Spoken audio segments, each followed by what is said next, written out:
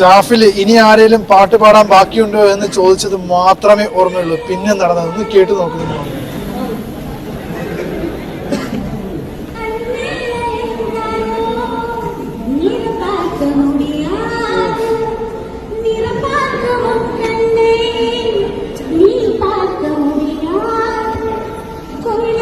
Super, ഒന്നും പറയാനില്ല.